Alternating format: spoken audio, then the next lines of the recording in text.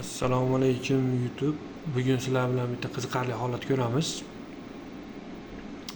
Bir singlimiz kelyapti-da, qizini olib kelyapti. Qizida UZIga tushirganda tuxumdon aniqlanmayapti.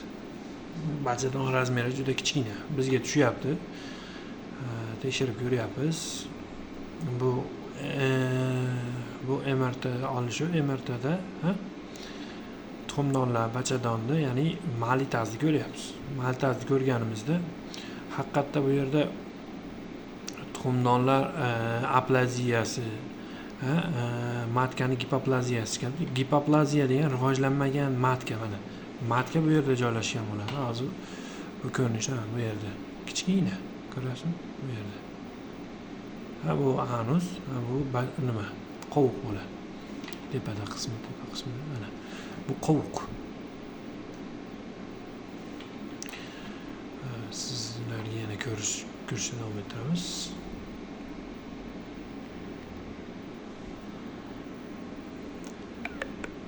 Tabar sagital rejimidagi bu ko'rinishi qani?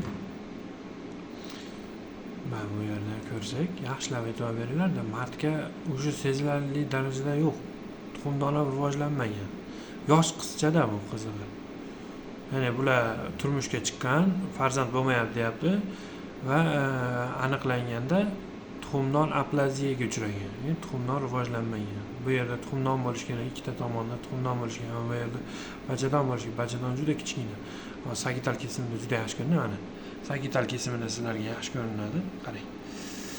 Qaranglar, mana. Ko'ryapsizmi? Bu yerdan qin, bachadon bo'lib, mana bu yerga bunday bo'lib tushishi kerak. Mana bu qovuq. Mana bu yo'g'on ichak. Shu ikkalasining orasida joylashgan bo'ladi bachadon. Bu qizchada yaxshi rivojlanmagan.